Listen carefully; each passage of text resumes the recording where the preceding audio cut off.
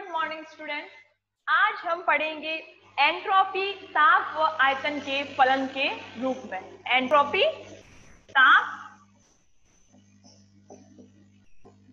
व आयतन के, एंट्रोपी ताप व आयतन के फलन के रूप में। ताप तथा आयतन के फलन के रूप में, फलन के रूप, ठीक है। Entropy as a function of, entropy as a function of temperature T and volume V. Temperature T and volume V, ठीक है। तो एंट्रोपी ताप तथा आयतन के फलन के रूप में, entropy as a function of temperature T and volume V, ठीक है। तो कैसे लिखते हैं एंट्रोपी ताप और आयतन के फलन के रूप में? तो एस, एंट्रोपी से डिनोट करते हैं एस से। तो ये किसका फलन है? एफ, यानी कि फंक्शन फलन किसका है? टी और बी का, ताप और आयतन का फलन है, ठीक है। तो अब अपन को क्या करना है? इसको प्रूव करना है, इसको प्रूव करना है। तो सबसे पहले देखते हैं एंट्रोपी जो है वो ऊष्मागतिकी, ये क्या है, इसका क्या मतलब हुआ कि एंट्रोपी जो है वो ऊष्मागतिकी चर ताप और आयतन का फलन है। अतः S = FTV। एंट्रोपी ऊष्मागतिकी चर ताप और आयतन का फलन है, अतः S = FTV, ठीक है। अब एंट्रोपी जो क्या है, एक अवस्था फलन चर है। एंट्रोपी अवस्था फलन चर है। एंट्रोपी क्या है? एक अवस्था फलन चर है। अतः इसमें परिवर्तन ds, अतः इसमें परिवर्तन ds निम्न प्रकार दिया जाता है। एंट्रोपी क्या है? एक अवस्था फलन चर है, अतः इसमें परिवर्तन ds जो है वो निम्न प्रकार दिया जाता है। तो ds, एंट्रोपी में परिवर्तन ds = किसका फलन था? S = FTV, ये था। एंट्रोपी किसका फलन है? ताप और आयतन का फलन है, ठीक है। तो एंट्रोपी अवस्था फलन है, अतः इसमें परिवर्तन निम्न प्रकार दिया जाता है। तो del S upon del T at constant V into dt plus del S upon del V at constant T into dV। Entropy एक अवस्था फलन चर है, अतः इसमें परिवर्तन ds निम्न प्रकार दिया जाता है, ठीक है। तो एंट्रोपी में ताप में परिवर्तन और आयतन में परिवर्तन के साथ निम्न प्रकार दर्शाया जाता है, ठीक है। अब ऊष्मागतिकी के प्रथम नियम से, ऊष्मागतिकी के प्रथम नियम से इसको लगा लेते हैं समीकरण नंबर 1। ऊष्मागतिकी का प्रथम नियम फ्लॉट से, FLOT, फ्लॉट। क्या है ऊष्मागतिकी का प्रथम नियम? कि डेल Q इक्वल टू क्या होता है? dE प्लस PdV होता है। Del Q plus del Q equal to क्या होता है? dE प्लस PdV होता है। डेल Q इक्वल टू क्या होता है? dE प्लस PdV होता है। ऊष्मागतिकी के प्रथम नियम से हम सब जानते हैं डेल Q इक्वल टू क्या होता है? dE प्लस PdV होता है। डेल Q इक्वल टू क्या होता है? dE प्लस PdV, ठीक है। फिर उत्क्रमणीय प्रक्रम के लिए, उत्क्रमणीय प्रक्रम के लिए देखो अपन ने एंट्रोपी परिवर्तन कैसे निकाला था? एंट्रोपी परिवर्तन मैं यहाँ लिखती हूँ साइड में। एंट्रोपी परिवर्तन कैसे निकाला था? ds इक्वल टू क्या था? जब अपन ने एंट्रोपी स्टार्ट की थी तो अपन ने एंट्रोपी परिवर्तन निकाला था। ds equal to del Q reversible upon क्या था? T था, ठीक है। अब अपन को क्या निकालना है? डेल Q रिवर्सिबल अपन ने निकाला था, फिर अपन ने क्या किया? डेल Q रिवर्सिबल निकाला था, तो क्या हुआ? TdS। Del Q reversible is equal to क्या हुआ? TdS, ठीक है। तो उत्क्रमणीय प्रक्रम के लिए, उत्क्रमणीय, ये तो प्लॉट से है, ठीक है। इसको, ये ये तो प्लॉट से है। अब उत्क्रमणीय प्रक्रम से क्या है? उत्क्रमणीय प्रक्रम के लिए, उत्क्रमणीय प्रक्रम के लिए डेल क्यू रिवर्सिबल क्या आया? TDS। Del Q reversible is equal to TDS। ठीक है, तो ये भी डेल क्यू है, ये भी डेल क्यू है, तो ये दोनों क्या होंगे? आपस में बराबर होंगे। तो TDS इज इक्वल टू क्या आया? DE plus PDV। TDS is equal to क्या आया? DE plus PDV। अतः TDS is equal to DE plus PDV। ठीक है, तो TDS इज इक्वल टू क्या आया? DE plus PDV। ठीक है, इसको लगा लेते हैं समीकरण नंबर 2। इसको लगा लिया समीकरण नंबर 2। ये समीकरण नंबर 1, ये समीकरण नंबर क्या है? 2। TDS is equal to DE plus PDV। ठीक है, फिर ध्यान देना, ये डेरिवेशन बहुत लंबा है, बहुत लंबा है डेरिवेशन, इसलिए ध्यान देना। फिर क्या होता है? देखो, फिर आंतरिक ऊर्जा, चूंकि आंतरिक ऊर्जा जो है, ये आंतरिक ऊर्जा है ना, ये वाली, चूंकि आंतरिक ऊर्जा जो है वो भी क्या है? ताप और आयतन का फलन। आंतरिक ऊर्जा जो है वो भी ताप और आयतन का फलन है। ठीक है, तो E को कैसे लिखेंगे? E is equal to FTV। जैसे अपन ने S को लिखा ना, वो भी ताप और आयतन का फलन है, तो आंतरिक ऊर्जा जो है वो भी ताप और आयतन का फलन है। ठीक है, तो E is equal to FTV। ठीक है, और E क्या है? ये भी अवस्था फलन है, अतः इसमें भी परिवर्तन निम्न प्रकार दिया जाता है। E क्या है? अवस्था फलन है, अतः इसमें परिवर्तन निम्न प्रकार दिया जाता है। DE is equal to del E upon del T at constant V into dt plus del E upon del V at constant T into dV। ठीक है, तो आंतरिक ऊर्जा जो है वो क्या है? ताप और आयतन का फलन है, और आंतरिक ऊर्जा अवस्था फलन चर है, अतः इसमें परिवर्तन निम्न प्रकार दिया जाता है। अब ये जो D की वैल्यू आई है वो अपन क्या करेंगे? इस समीकरण 2 में यहाँ रखेंगे। ये जो DE की वैल्यू आई है वो हम समीकरण 2 में DE की वैल्यू पुट कर देंगे। समीकरण 2 में क्या करेंगे? DE की वैल्यू पुट कर देंगे। ठीक है, तो इसको लगा देते हैं समीकरण नंबर 3। अब समीकरण 3 का मान जो है वो समीकरण 2 में रखने पर, समीकरण 3 का मान समीकरण 2 में रखने पर, ये समीकरण 3 है, समीकरण 3 का मान समीकरण 2 में रखने पर। ठीक है, ये समीकरण 3 का मान है, क्या है? इसमें DE की वैल्यू है, DE की वैल्यू क्या करेंगे? अपन समीकरण 2 में रख देंगे। ठीक है, तो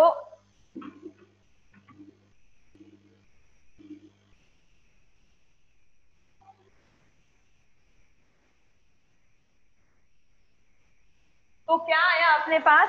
TDS is equal to DE की वैल्यू ये वाली पुट करनी है, तो del E upon del T at constant V, ठीक है, into DT plus del E upon del V at constant T into DV, plus क्या है? ये तो हो गई DE की वैल्यू, प्लस क्या है? PDV। ठीक है, प्लस क्या है? PDV। ठीक है, अब क्या करेंगे अपन? देखो, अब इन दोनों में क्या आ रहा है? DV कॉमन आ रहा है। इन दोनों में क्या हो रहा है? DV क्या हो रहा है? कॉमन आ रहा है। ठीक है, तो TDS इज इक्वल टू क्या हुआ? TDS is equal to del E upon del T at constant V into DT plus del E upon del V at constant T plus PV, P, और common क्या आ रहा है? Common आ रहा है DV into DV। ठीक है, तो इन दोनों में क्या आ रहा है? कॉमन DV आ रहा है। ठीक है, ये del E upon del V at constant T into DV plus PDV, तो इन दोनों में क्या आ रहा है? DV कॉमन आ रहा है, तो अपन ने dv कॉमन ले लिया, तो पीछे क्या बचा, del E upon del V at constant T plus T, ठीक है, और ये वाला आगे तो है। अब हम क्या करेंगे, ये जो टी है यहाँ पे इसको इस साइड लेके जाएंगे, तो ये क्या आ जाएगा, बट्टा में आ जाएगा। इस टी को क्या करेंगे अपन, इस साइड लेके जाते हैं। और एक और बात, टी को तो यहाँ लेके आना है, और देखो ये del E upon del T at constant V किसकी वैल्यू होती है, सीवी की वैल्यू होती है। Del E upon del T at constant V किसके बराबर होता है, सीवी के बराबर होता है ना। तो ये क्या, इसकी जगह अपन क्या लिख लेंगे, सीवी। इस del E upon del T at constant V की जगह क्या लिख लेंगे अपन, सीवी लिख लेंगे, ठीक है। और टी को क्या लेके जाना है, यहाँ नीचे ले जाना है। तो यहाँ क्या बचा, सिर्फ डी एस बचा। यहाँ क्या बचा, D S is equal to 1 upon T, ये इसका क्या मान है, टी यहाँ आ गया तो 1 अपॉन टी हो गया। इसका क्या मान है, सीवी इंटू ये क्या है, डी टी, ठीक है, plus 1 upon T, 1 upon T, ये वाला टी यहाँ 1 अपॉन टी, यहाँ क्या है del E upon del V at constant T plus क्या है टी इंटू डी, ठीक है। तो इस समीकरण को तो लगा लिया अपन ने समीकरण नंबर 4, और इसको लगा लेते हैं समीकरण नंबर 5। इसको 4 और इसको लगा लिया समीकरण नंबर 5, ठीक है। ये समीकरण नंबर 4 है और ये क्या है, समीकरण नंबर 5। अब क्या करेंगे, इस समीकरण 5 की तुलना जो है उसकी किससे, समीकरण 1 से करेंगे। समीकरण 5 की तुलना समीकरण 1 से करेंगे। तो अब देखते हैं, वापस मैं समीकरण 1 लिखती हूँ, ठीक है।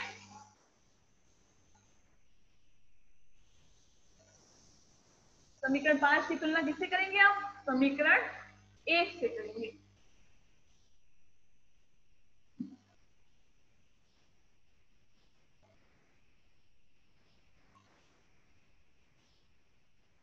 तो समीकरण 1 में ऊपर लिखती हूँ वापस से, D S is equal to क्या था, del S upon del T at constant B into D T plus del S upon del B at constant T into DV.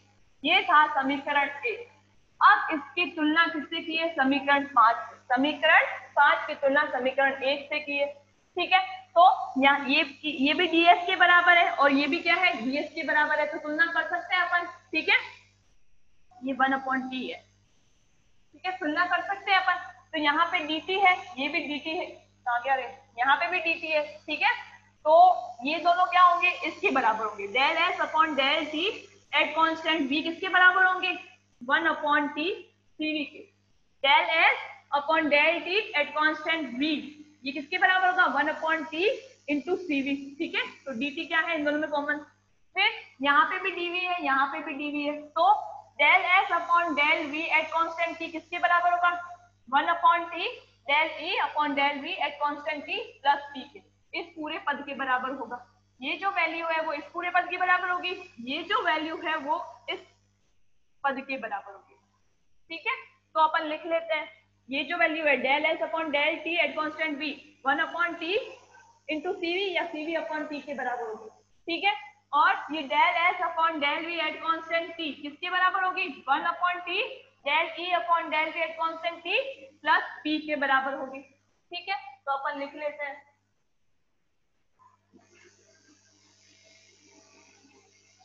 समीकरण 1 की समीकरण 1 से तुलना कर ली अपन ने समीकरण 5 की। तो क्या आया, del S upon del T at constant v is equal to क्या आया, cv upon T, cv upon T, ठीक है। इसको लगा लिया, ये लास्ट समीकरण क्या था, 6 था, इसको लगा लिया समीकरण 6, सॉरी ये क्या था, लास्ट समीकरण 5 था, अब इसको लगा लिया समीकरण नंबर 6। और del S upon del V at constant T किसके बराबर है, del S upon del V at constant T किसके बराबर है, 1 upon T del E upon del V at constant T plus P के बराबर, ठीक है, प्लस पी के बराबर है, ठीक है। तो देखो इसको लगा लेते हैं समीकरण, इसको नहीं, अभी इसको देखो, इसको और करते सॉल्व। अब समीकरण 5 को मैं हटा देती हूँ।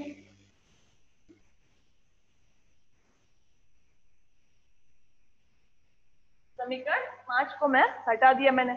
अब इसको क्या करेंगे, टी को वापस इधर लेके जाएंगे, ठीक है, और टी को भी इधर लेके आएंगे। ये प्लस का पी था, यहाँ आने के बाद क्या हो जाएगा, माइनस का पी हो जाएगा, और टी क्या है, यहाँ ऊपर आ जाएगा गुणा में। तो देखो del E upon del V at constant T, del E upon del V at constant T is equal to क्या आया, T del S upon del V at constant T minus P, ठीक है। तो पी को भी इधर लेके आए और टी को भी इधर लेके आए, ठीक है।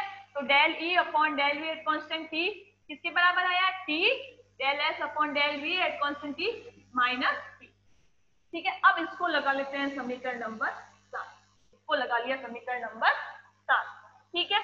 अब क्या करेंगे, समीकरण 7 का स्थिर ताप पर, सॉरी स्थिर आयतन पर ताप के सापेक्ष क्या करेंगे, अवकलन करेंगे। समीकरण 7 का स्थिर आयतन पर ताप के सापेक्ष क्या करेंगे, अवकलन करने पर। तो लिख लेती हूं मैं यहाँ पे, समीकरण 7 का स्थिर आयतन पर ताप के सापेक्ष अवकलन करने पर, ठीक है। तो अपन को समीकरण 7 का क्या करना है, स्थिर आयतन पर ताप के सापेक्ष क्या करना है, अवकलन करना है, ठीक है। तो चलो करते हैं। अवकलन करने से क्या आता है, जो वैल्यू आती है वो अपन लिखते हैं।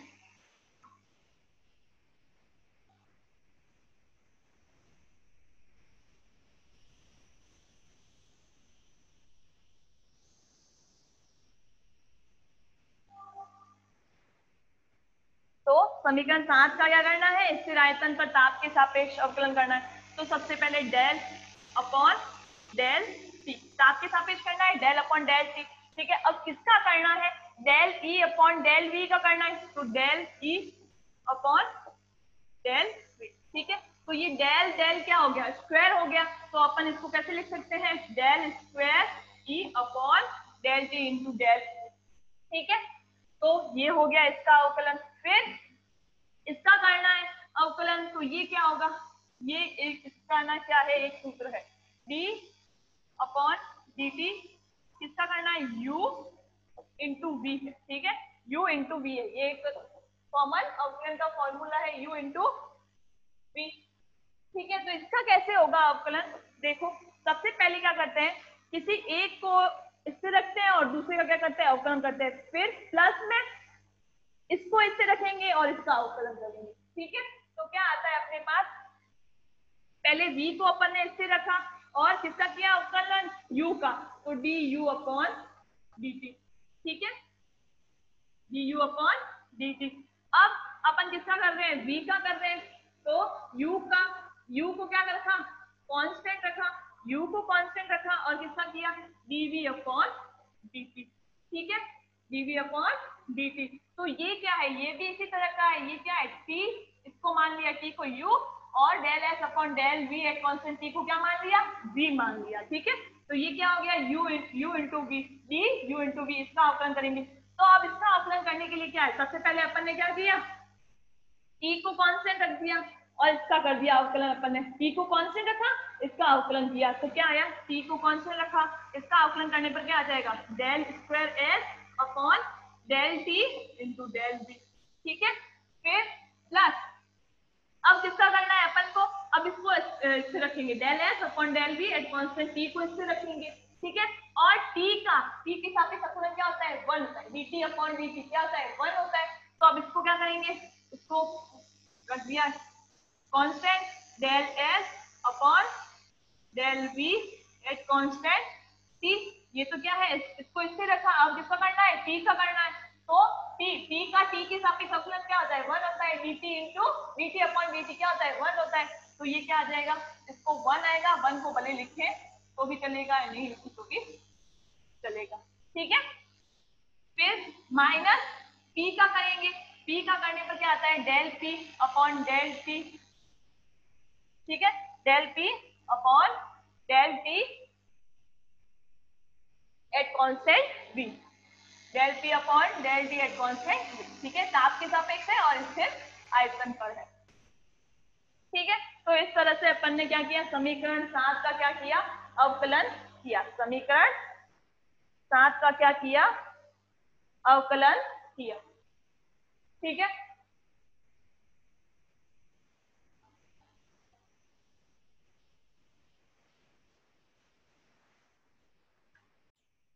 तो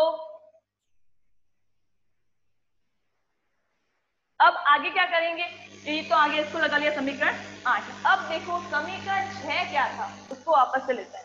समीकरण 6 था डेल ई अपॉन, सॉरी, समीकरण 6 क्या था, del S upon del T at constant V, del S upon del T at constant, del S upon del T at constant V is equal to क्या था, सीवी अपॉन टी। क्या था, CV upon T था। ठीक है, समीकरण 6 क्या था, ये था। अब इसको क्या करेंगे, इसको del S upon del T at constant V is equal to क्या था, सीवी अपॉन टी था। ये समीकरण 6 था। अब सीवी को अपन क्या करते हैं, वापस से इसके फुल फॉर्म में लिखते हैं और टी को लेके आ जाते हैं इस साइड, टी को लेके आ जाते हैं इस साइड और सीवी को इसके वापस फुल फॉर्म में लिख लेते हैं। ठीक है, तो फुल फॉर्म क्या है, del E upon del T at constant V है। सीवी क्या है, यही है, del E upon del T at constant V.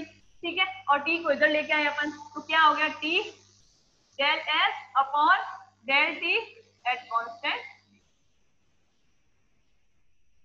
ठीक है, तो del E upon del T at constant v is equal to क्या आया, t को इधर लेके आए, del S upon del T at constant v, t को इसके फुल फॉर्म में लिख दिया।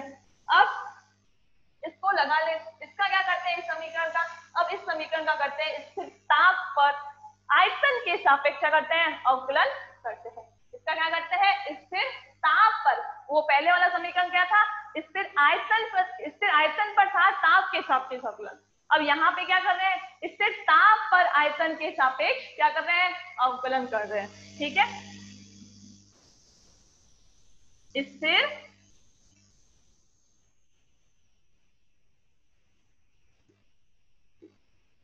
ताप पर आयतन के सापेक्ष अवकलन करने पर, स्थिर ताप पर आयतन के सापेक्ष अवकलन करने पर। ठीक है, स्थिर ताप पर आयतन के सापेक्ष क्या करना है, अवकलन करना है। ठीक है, तो अब स्थिर ताप पर कर लेते हैं, तो डेल, ये क्या हो जाएगा, del square E upon del V into del T. ठीक है, ये क्या हो जाएगा, इसका अवकलन करने पर del V into del T.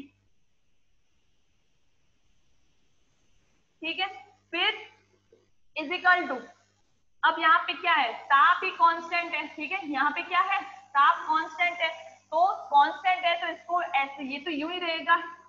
ठीक है, ये तो क्या रहेगा, यूं ही रहेगा। कांस्टेंट को जब भी अपन किसी का अवकलन करते हैं, जो जो चीज कांस्टेंट होती है उसको क्या बाहर लिख लेते हैं। ठीक है, जो भी चीज कांस्टेंट होती है उसको बाहर लिख लेते हैं। तो यहाँ पे टी क्या है, कांस्टेंट है, तो उसको बाहर लिख लिया और इसका कर लिया अवकलन, del square S upon del V into del. ठीक है, तो ये इसका अवकलन हो गया। तो स्थिर ताप पर आयतन के सापेक्ष क्या किया, अवकलन किया। ठीक है, तो क्या आया, del square E upon del V into del T is equal to T del square S upon del V into del T आया। ठीक है, अब हम क्या करेंगे, समीकरण 9 का मान समीकरण 8 में रखने पर, समीकरण 9 का मान जो है वो समीकरण किस में रख देंगे, 8 में रखने पर। इसको लगा लिया समीकरण 9। ठीक है, इसको क्या कर दिया, समीकरण 9। अब ये समीकरण जो ये 9 है, इसका मान क्या करेंगे अपन, इस समीकरण 8 में रख देंगे। तो देखो, del E upon del V into del T है। इसका मान क्या है? T del square S upon del V into del T. तो अपन del square E upon del T into del V का मान क्या रखेंगे? ये रख देंगे। ये वाला मान क्या रख देंगे? यहाँ रख देंगे। तो T del square S upon del V into del T, ठीक है। और या इसको अपन ऐसे लिख लेते हैं, del V into del T, ठीक है। और ये क्या है? ये भी T है, T del square S upon del V into del T into del T, ठीक है। प्लस क्या है? Del S upon del V at constant T minus del P upon del T at constant V, ठीक है। ये है। तो अब देखो T del square S upon del V at constant into D T is equal to T del square S upon del V into del T. तो ये और ये कट गया, ये और ये कट गया। पीछे क्या बचा? Del S upon del V at constant V minus V नहीं थी at constant T minus del P upon del T at constant T। तो अब ये क्या हो जाएगा? एक दूसरे के बराबर। तो del S upon del V at constant T बराबर क्या आया? प्लस में हो जाएगा del P upon del T at constant, ठीक है। तो ये आया del S is equal del S upon del V at constant T is equal to del P upon del T at constant T। इसको लगा लिया समीकरण नंबर 10, को लगा लिया समीकरण नंबर 10। अब समीकरण 6 व 10 के जो मान है, समीकरण 6 का क्या मान आया था? समीकरण 6 क्या था? Del S upon del T at constant V CV upon dt था, ठीक है। ये तो था समीकरण 6, ठीक है। और ये है समीकरण 10।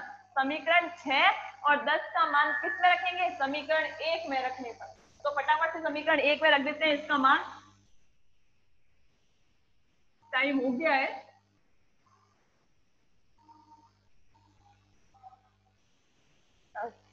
ठीक है। तो ये del S upon del V at constant T is equal to क्या आया था? Del P upon del T at constant V, ठीक है। Del P upon del T at constant V। तो अब इसका मान समीकरण 6 और 10 का मान किसमें रखेंगे? समीकरण 1 में रखेंगे। तो ds is equal to del S upon del T। देखो मैं पहले समीकरण 1 लिख लेती हूँ। Del S upon del T at constant V into dt plus del S upon del V at constant T into dv, ठीक है। ये क्या था? समीकरण 1 था। अब क्या करेंगे? इसकी जगह del S upon del T at constant V का मान क्या रख देंगे? CV अपॉन dt इंटू ये क्या है? dt, ठीक है। अब प्लस ये डेल S, समीकरण 10 क्या है? Del S upon del V at constant T is equal to क्या है? Del P upon del T। तो रख दिया del P upon del T at constant V into D, ठीक है, इंटू dv। इसको लगा लिया समीकरण 11। अब ये जो समीकरण 11 है वो एंट्रोपी की ताप और आयतन में निर्भरता को दर्शाता है। समीकरण 11 जो है वो एंट्रोपी की ताप और आयतन में निर्भरता को दर्शाता है। समीकरण 11 जो है वो एंट्रोपी की ताप और आयतन में क्या करता है? निर्भरता को दर्शाता है। अतः एंट्रोपी जो है वो ताप और आयतन का फलन है। अतः स्पष्ट है कि एंट्रोपी ताप और आयतन का क्या है? फलन है। और यह संबंध सभी परिस्थितियों में लागू होता है। तो ये था entropy as a function of temperature T and volume V, ठीक है। तो आज के लिए बस इतना ही।